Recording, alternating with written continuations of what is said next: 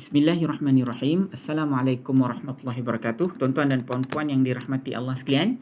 Hari ini kita akan sambung lagi pengajian kita seperti mana kita sebut dalam video kita yang pertama tadi.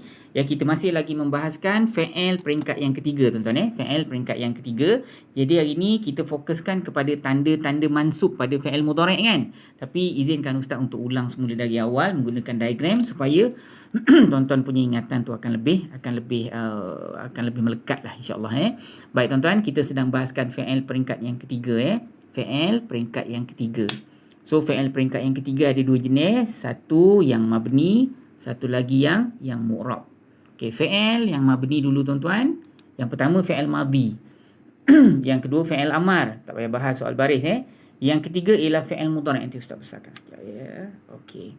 Yang ketiga, fi'il mudhari' yang melekat dengan dua jenis nun. Yang pertama ialah nun niswah, yang kedua ialah nun taukid, nun haraf penegasan. Yang ni kalau tuan-tuan lupa boleh buka video kita yang sebelum-sebelum ni. Okey, fi'il yang mu'rab pula, semua fi'il mudhari' yang tidak melekat dengan nun niswah dengan nun taukid itulah.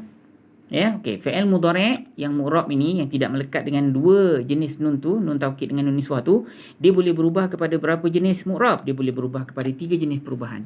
Yang pertama dia boleh marfu', yang kedua dia boleh mansub. Yang ketiga dia boleh majzum. Betul ke tidak? Okey. Sekarang ni fi'il mudhari' sebenarnya asal-asal dia marfu'. Betul ke tidak tuan-tuan? Asal-asalnya marfu'. Di baris depan tapi dia boleh berubah menjadi mansub dan dia juga boleh berubah menjadi majzum. Okey, kenapa dia berubah? Bila dia berubah? Okey, jawapannya ialah asalnya dia marfu', dia boleh berubah menjadi mansub kalau dia diganggu oleh haraf-haraf nasab lah. Haraf-haraf nasab apa? An, lan, izan, kai, la, taufa, supaya dengan hatta. Yang ni kita bahas panjang sekejap lagi. Jadi kalau fi'il mudhari' itu asalnya marfu', kalau sebelum fi'il mudhari' itu ada salah satu daripada kalimat ni, maka fi'il mudhari' ni asal-asalnya marfu' boleh tukar jadi mansub. Tanda mansub yang paling popular fathah lah. Kalau yajlisu asalnya kan, kalau ada an yajlisa, lan yajlisa, izan yajlisa, kai yajlisa, fa atau la yajlisa, hatta yajlisa, asalnya yajlisu. Tapi kalau ada sebelum kalimat tu ada salah satu daripada ni, maka tukarlah dia jadi mansub. Okey. Fi'il mudhari' yang asalnya marfu' juga boleh berubah menjadi majzum. Dia boleh berubah menjadi baris mati. Baik, bila masa dia berubah menjadi baris mati? Apabila dia diganggu oleh haraf-haraf jazam. Apa haraf jazam? Okey, haraf jazam ni ada dua. Satu kuncu-kuncu dia, ni dia. Satu lagi bos dia. Bos dia ialah in atau law, iaitu kalimat yang berbentuk ataupun berunsur syarat. Dia mesti kena ada jawab kan. Okey, kita panggil dia bos sebab dia boleh menjazamkan dua sekali fi'il mudhari'. Jadi semua haraf syarat dan semua isim-isim syarat. Semua haraf syarat dan isim syarat. Siapa pun yang mak pilih, nescaya mereka suka. Berapa pun yang awak minta, nescaya mereka beri. Yang pun tu semua yang syarat dia siapa pun dia makan, dia kenyang. Jadi dia makan tu fi'il mudhari', dia kenyang pun fi'il mudhari'. Jadi dua-dua tu akan jadi majzum. Sebab apa? Sebab haraf syarat dia menjazamkan dua fi'il mudhari'. Tak kira lah dia haraf ke ataupun isim syarat ke, semua akan memberi menjazamkan fi'il mudhari', tuan-tuan. Okey, tuan-tuan dan puan-puan yang dirahmati Allah sekalian, kita telah jelaskan tentang tanda-tanda marfu' pada fi'il mudhari'. Tanda marfu' fi'il mudhari' ada tiga. Yang pertama, tanda marfu' yang paling popular pakai pakai dhammah lah.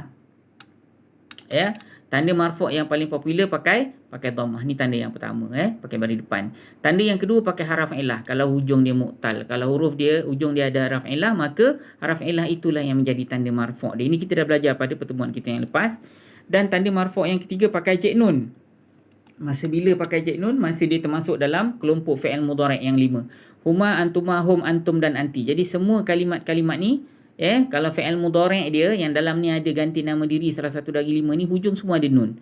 Jadi kalau ditanya mana tanda marfu' dia, tanda marfu' dia cek nun kat ujung ni lah. Tak kira lah, kadang dia baris bawah kan, kadang dia baris atas kan. Tak kira lah, yang penting nun itu menjadi tanda marfu' dia. Masa bila? Masa dia termasuk dalam kelompok fi'il mudhari' yang 5. Jadi hari ni tuan-tuan kita akan bahas perkara baru. Okey, tanda-tanda mansub pula. Tadi saya dah jelaskan dalam video kita yang pertama, saya ulang sekali lagi. Okey, tuan-tuan dah tahu kenapa fi'il mudhari' mendapat pangkat mansub kan? Sebabnya ialah kalau di pangkal dia ada haraf-haraf nasab. Ni haraf nasab dia kan? Baik, haraf nasab ni kita panggil geng kereta tuan. Okey, tanda-tanda mansub. Tanda mansub pun ada 3 juga. Yang pertama pakai fathah, yang kedua pakai haraf ilah alif, yang ketiga buang cek nun. Okey, pakai fathah dulu tuan-tuan. Tanda mansub yang paling popular pakai fathah. Masa bila? Masa hujungnya tak ada haraf illah lah. Dia bagi contoh kat sini, an ya'mala. Lam ni bukan haraf illah. Jadi tanda dia pakai fathah ya. Lam ni bagi dia baris atas. Asalnya ya'malu tau. Jadi kalau ada an ya'mala. Okey, lagi masa bila Allah akan pakai fathah? Masa hujung dia ada haraf illah waw dengan ya pun Allah masih pakai fathah. Tengok, an yashkwa bagi baris atas dekat waw ni. Kemudian lan yad'a lan yad'iya, nampak ni, lan yad'iya, nampak ni, ya ni bagi baris atas kat dia, lan yad'iya bagi baris atas dekat ya dengan waw ni. Kalau hujung ni ada haraf illah waw dengan ya lah. Tapi kalau hujung dia ada haraf illah alif macam ni tuan-tuan, dia masuk nombor 2. Dia masuk nombor 2, iaitu alif itulah yang menjadi tanda mansub dia. Lan tarda. Kalau ditanya, ustaz, lan ni kan haraf nasab, geng kereta. Jadi fi'il mudhari' ni tarda, engkau reda, engkau suka. So ini ialah fi'il mudhari'. Jadi mana tanda nasab dia? Ni kan ada haraf nasab. Jawapannya ialah alif dekat ujung ni yang menjadi tanda mansub dia. Ni alif, tuan-tuan nampak macam ya kan? Dia bergantung kepada huruf sebelum dia tu punya baris. Kalau dot ni baris atas, maka dia alif lah. Kalau dot ni baris bawah, maka dia ya lah. Tu maksud dia. So tuan-tuan, mana tanda mansub dekat sini? Inilah dia alif yang melainkan macam ya ni. Ni tanda mansub dia. Itu tanda yang kedua. Okey, apa tanda yang ketiga? Tanda yang ketiga mudah saja. Buang cik nun. Buang cik nun. Masa bila buang cik nun ni? Kalau dia termasuk dalam kelompok fi'il mudhari' yang 5. Kelompok fi'il 5 ni kan semua ada nun. Betul ke tidak? Jadi caranya buang je lah cik nun tu. Kita balik. Kita pinjam sekejap. Kita pinjam yang marfu' ni. Katalah yaf'alani. Yaf'alani ni huma kan dalam ni kan. Kalau ada lan yaf'ala. Lan taf'ala. Kalau yaf'aluna jadi lan yaf'alu. Kalau antum ni taf'aluna kan, kamu buat kan. Kalau ada lan taf'alu. Kalau anti engkau buat lan taf'ali. Macam tu. Buang dia punya cik nun ni semua.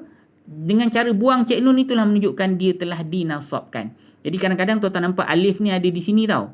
Kalau alif ni ada ataupun tidak, itu perkara lain. Kalau alif tu ada ataupun tidak, tu perkara. Alif tu sebenarnya dari sudut ilmu nahu, dia tidak berfungsi pun. Yang berfungsi ialah buang aja cik nun tu.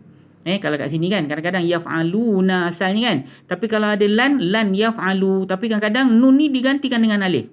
Jadi alif tu ada ataupun tidak, itu tidak jadi masalah kepada kita orang yang belajar bahasa Arab. Yang penting nun tu dibuang. Nanti sekejap lagi kita akan nampak dalam ayat. So tuan-tuan ready kalau sekiranya dia mansub, buang sahaja cik nun tu tuan-tuan. Faham tuan-tuan Okey, seperti mana yang saya sebut tadi, tuan-tuan ready dengan ayat kita.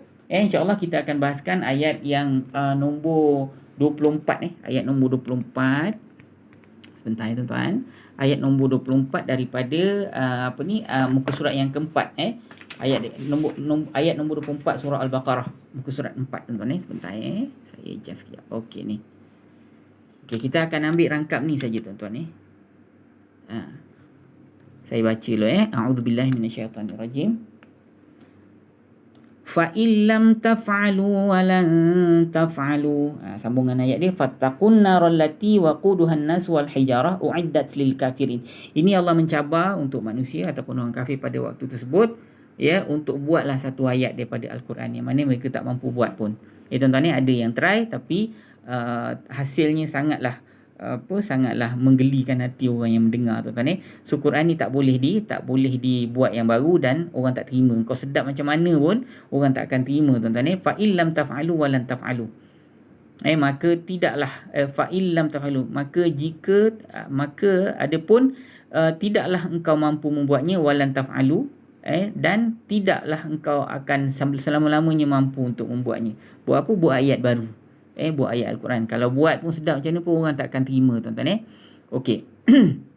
Fa illam taf'alu wa lan taf'alu Baik. Fa maka in jika lam tidak taf'alu kamu mampu membuatnya wa lan taf'alu sedangkan ataupun dan lan tidak akan taf'alu kamu mampu membuatnya. Jadi dekat sini tuan-tuan kita ada dua haraf nasab. Nampak ni? Yang pertama lam, yang kedua lan ni tak? An lan izan kai. Lam ni tuan-tuan sebenarnya dia ialah haraf jazam, bukan haraf nasab tuan-tuan Lam ni sebenarnya ialah haraf jazam. Kita jumpa dekat sini tapi nanti kita bahaskan pada pertemuan kita yang akan datang pertemuan kita yang akan datang kita cari contoh lain. Tapi kat sini kita ada satu haraf nasab lan. Dua-dua ni tuan-tuan ialah kalimat yang menyebabkan fi'il mudhari' itu boleh berubah daripada marfu' menjadi mansub ataupun majzum. Tapi kita fokus kepada lan hari ni tuan-tuan Lan Okey tuan-tuan Fa maka in jika fa maka fa ni haraf ataf in maknanya jika ni ialah haraf syarat Okey, kita tinggalkan dua kalimat ni. Lam maknanya tidak ataupun tidak pernah Ini ialah kalimat haraf. Sebenarnya dia ni geng motor tuan-tuan, haraf jazam. So ini fi'il mudhari' fi'il mudhari'. Tuan-tuan tengok kita bahas peringkat kedua dulu tuan-tuan Peringkat ketiga untuk lam ni kita belum bahas. Kita cuma bahas tentang taf'alu ni saja tuan-tuan Okey, taf'alu kamu buat, kamu mampu membuatnya. Inilah kalimat fi'il, iaitu fi'il mudhari'. Kalau pelajaran peringkat yang kedua, saya tanya apa ganti nama diri dalam fi'il mudhari' ni? Tuan-tuan akan jawab kamu, Ustaz. Betul tak? Kamu. Okey, baik. Kalau kamu ni rujuk pada siapa? Kamu ni rujuk pada orang kafir pada zaman Rasulullah sallallahu alaihi wasallam lah, orang Quraisy ataupun orang yang cuba untuk buat ayat baru orang munafik di Madinah dan sebagainya. Cubalah buat kalau berani. Jadi maknanya Allah kata lam taf'alu, tidak pernah taf'alu, kamu mampu membuatnya ataupun kamu boleh membuatnya So taf'alu ini fi'il mudhari', ganti nama dirinya kamu rujuk kepada orang kafir pada zaman Rasulullah SAW Ada tak maf'ulun bih? Jawapannya tak ada tak ada kat sini Okey, ini kalau pelajaran peringkat ketiga, ini fi'il isim ke fi'il ke haraf? Fi'il apa? Fi'il mudhari'. Fi'il mudhari' dia mabni ke mu'rab? Dia mu'rab. Kita bahaskan tentang itu pada pertemuan-pertemuan kita akan datang tuan-tuan tentang fi'il mudhari' yang sebelumnya ada haraf jazam. Kita fokus kepada rangkap yang ataupun kita fokus pada yang tiga kalimat yang terakhir ni. Kemudian wa ni maknanya dan tuan-tuan. Dalam konteks ini dia ialah haraf jawab, sebab ni ada haraf syarat kan. Ini ialah haraf jawab. Jadi kalau tuan-tuan nak terjemah yang paling tepat sekali, dan jika kamu tidak pernah mampu, sedangkan kamu tidak mungkin akan mampu.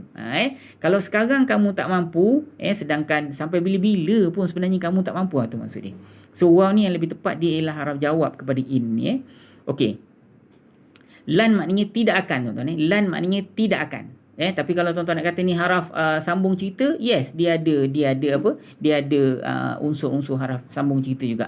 Nanti kita bahas tentang waw ni pada ayat-ayat lain. Kita banyak akan jumpa waw ni juga tuan-tuan Okey, lan maknanya tidak akan tuan-tuan Okey, ini isim ke fi'il ke haraf? Jawapannya ini ialah kalimat haraf Ustaz. Okey, dia haraf apa? Sebenarnya dia ni ialah haraf nafi. Lam ni pun haraf nafi, betul ke tidak? Okey, dalam masa yang sama dia ni haraf nafi, dalam masa yang sama dia juga menjadi haraf nasab. Lam juga haraf nafi, dalam masa yang sama dia menjadi haraf jazam. Dia masuk geng tuan-tuan. Ini masuk geng motor. Yang ni masuk geng kereta. Ini pelajaran kita hari ni So lan dia termasuk dalam geng kereta, geng haraf nasab. Betul ke tidak?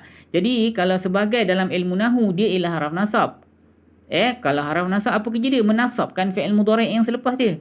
Faham tak Dia akan menasabkan fi'il mudhari' yang selepas dia. Faham tuan-tuan Okey, baik. Cuba tengok lan taf'alu ni tuan-tuan Taf'alu ini ialah fi'il mudhari'. Ingat fi'il mudhari' ni dia bukan lagi berada dalam keadaan asal. Keadaan asal fi'il mudhari' apa? Marfu' ke mansub ke majrur? Apa pangkat asal dia? Pangkat dia marfu'. Itu pangkat asal dia. Betul ke tidak? Tapi kalau sebelumnya ada haraf nasab, maka fi'il mudhari' ni yang asal-asalnya marfu', dia akan bertukar menjadi mansub. Faham ke tidak tuan-tuan? Okey, kita fokus pada fi'il mudhari' ini Fi'il mudhari' ni berada dalam keadaan asal ke ataupun telah berubah? Jawapannya telah berubah. Okey, tuan-tuan, kita pergi peringkat kedua dulu punya pengajian Okey, taf'alu maknanya apa? Kamu membuatnya. Ni isim ke fi'il ke haraf? Fi'il apa? Fi'il mudhari'. Pelajaran peringkat kedua Okey, kalau ni fi'il mudhari', apa ganti nama diri dia? Kamu rujuk pada siapa? Kamu rujuk kepada orang kafir lah pada zaman Rasulullah sallallahu alaihi wasallam. Dalam konteks ayat ni masa turun dululah. Tapi kalau secara umum rujuk kepada semua orang sampai hari kiamat, memang tak mampu nak buat pun kan. Okey, itu kamu tu rujuk pada mereka lah Okey, ada tak maf'ulun bih? Jawapannya tak ada Baik, kalau pelajaran peringkat ketiga, saya tanya lagi sekali. Ini fi'il apa? Tuan-tuan jawab, Ustaz ni fi'il mudhari'. Kalau fi'il mudhari', saya nak tanya, dia fi'il mudhari' ni mabni ke mu'rab? Jawapannya, Ustaz, fi'il mudhari' mu'rab Ustaz. Fi'il mudhari' dia mu'rab. Kecuali yang melekat dengan nun niswah dengan nun taukid kan. Itu jarang-jarang juga jumpa tuan-tuan Yang biasanya yang tidak melekat dengan dua jenis nun tu lah, yang tak ada nun tu dekat dalamnya Okey. Sekarang ni taf'alu ni tuan-tuan, ini ialah fi'il mudhari' mu'rab. Fi'il mudhari' yang mu'rab. Okey. Asal fi'il mudhari' dia berpangkat marfu' ke mansub ke majrur? Majzum. Dia mu'rab marfu' ke asal-asal fi'il mudhari' mu'rab marfu' ke, mu'rab mansub ke, mu'rab majzum? Jawapannya Ustaz, asal-asal fi'il mudhari' dia marfu'. Dia mu'rab marfu', dia berpangkat marfu'. Tuan-tuan Okey, sekarang ni fi'il mudhari' yang awak jumpa dekat dalam ni taf'alu ni, dia berada dalam keadaan asal dia marfu' ke ataupun dia telah berubah? Jawapannya dia telah berubah Ustaz. Okey, dia berubah menjadi mansub ke majzum? Jawapan Ustaz, sebelum ni ada haraf nasab. Jadi dia ni berubah menjadi mansub lah Ustaz. Dia dipinang oleh abang geng kereta, so dia ni jadi minah kereta lah. Tuan-tuan jangan ikut gitu Itu saya nak bagi tuan-tuan ingatnya. Dia dipinang oleh abang kereta, jadi dia ni naik kereta lah. Itulah maksud dia So dia ni jadi mansub lah Ustaz. Okey, tanda mansub ada 3 jenis tuan-tuan. Tanda mansub yang pertama pakai fathah, betul ke tidak? Bila masa pakai fathah, kalau tuan-tuan buka balik, yang pertama kalau hujung dia tidak ada haraf ilah, ni tak ada haraf ilah ni.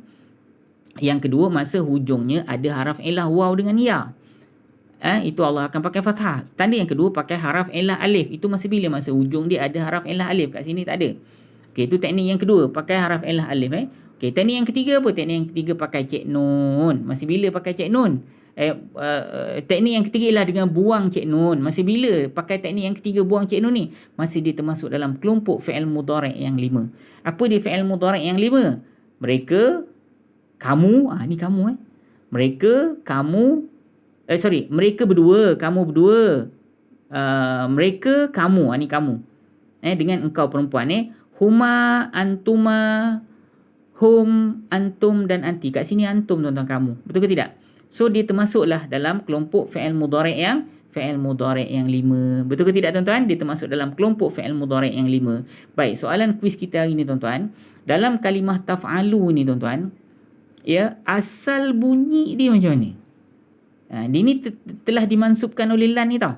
Dia telah dimansubkan oleh lan ni. Okey, tuan-tuan nampak kat sini taf'alu. Okey, alif ni tak kira tuan-tuan. Ni dia ada tak ada, dia tak ada bagi kesan kepada kita pelajar bahasa Arab Okey. Lan taf'alu. Tuan-tuan tolong jawab dekat saya, asal-asal bunyi dia macam ni. Asal-asal bunyi dia, masa dia marfu' macam ni bunyi dia. Ni dia dah masuk tuan-tuan, ada lan kan? Okey. Asal-asal bunyi bacaan dia macam ni. Ni taf'alu kan? Okey, macam mana bunyi asal dia? Okey, tuan-tuan tolong jawab dan hantar ke 0108173131. Tuan-tuan boleh bagi saya dalam bentuk voicemail, tuan-tuan boleh tulis dalam rumi juga. Taf'alu, asal dia macam mana? Ada satu kalimat yang telah dibuang daripada, ada satu huruf yang telah dibuang daripada kalimat ni. Tuan-tuan tolong tunjuk kat saya, boleh hantar dalam bentuk voicemail, boleh juga hantar dalam bentuk tulisan rumi dan boleh juga hantar dalam bentuk tulisan Arab, siapa-siapa yang ada teks Arab tu So hantar pada saya di 0108173131. Terima kasih atas perhatian. Assalamualaikum warahmatullahi wabarakatuh.